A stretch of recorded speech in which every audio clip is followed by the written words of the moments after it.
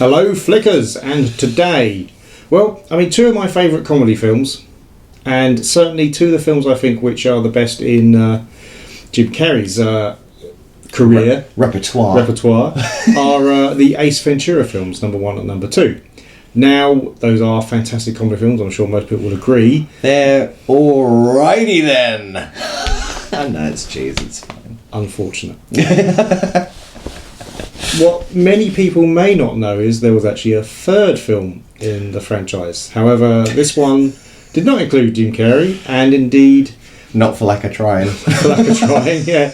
And instead concentrated on the young man who was supposed to be his son. Now, the film doesn't really contain any actors of note, except possibly Emma Lockhart, who was in Batman Begins, and Cusack, the Cusack family. So, she's worth mentioning. She's worth mentioning. Yeah.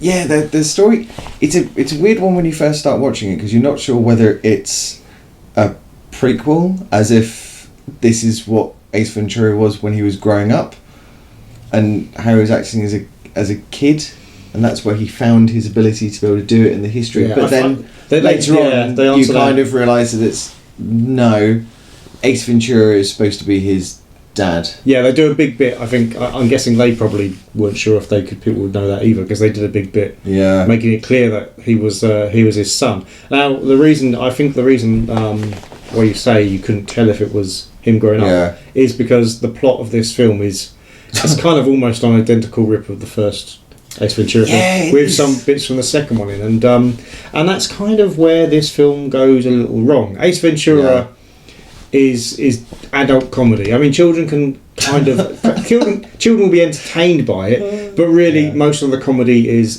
designed for adults, with Jim Carrey's trademark funny face, making all of the suggestive remarks and things that he doesn't actually do with his voice. He's a contortionist with his face. He really is, and it goes all over the place. And that and his body, and using his body as well in this. If this was the height of his powers, it really was. And that doesn't translate to a child. And also the kid that they've picked as well is a lot more chunky. And that it doesn't. I think if you'd done it with a thin kid in a fat suit, and you'd done all those moves and everything, I think that would have worked extremely well. But this kid didn't know how to utilise his body. I think that's the right way of saying it.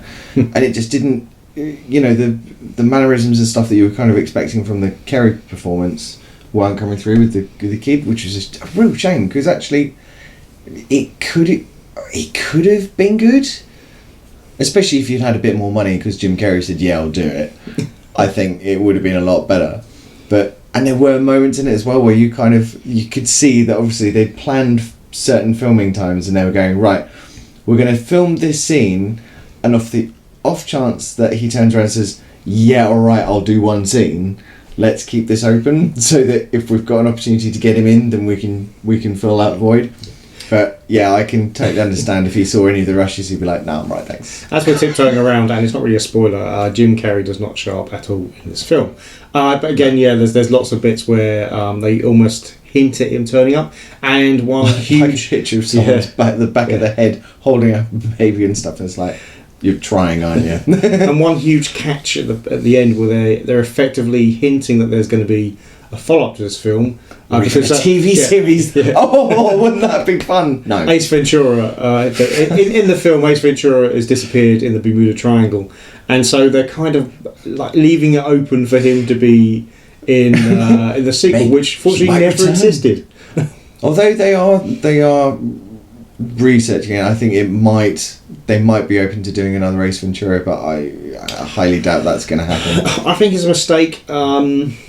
The first two are absolutely they are classics. They are perfect in what they do, and we will be reviewing both of them. In fact, I imagine the first Ace Ventura will appear after this review. I think we just So the first Ace Ventura will appear after this review, probably on the Wednesday.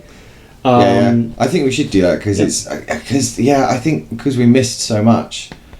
We reminisce so much about the first film, and I think that's what we need to do. We need to go back to the originals.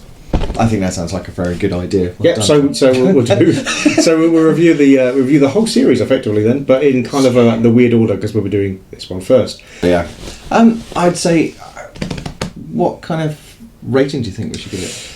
Well, I would give this, I believe, 2 flicks out of 5. Yeah. See, I might go a little bit lower. I might go for a 1.5. Yeah, 1.5 flick. Yeah. Okay. Well, I think so, yeah.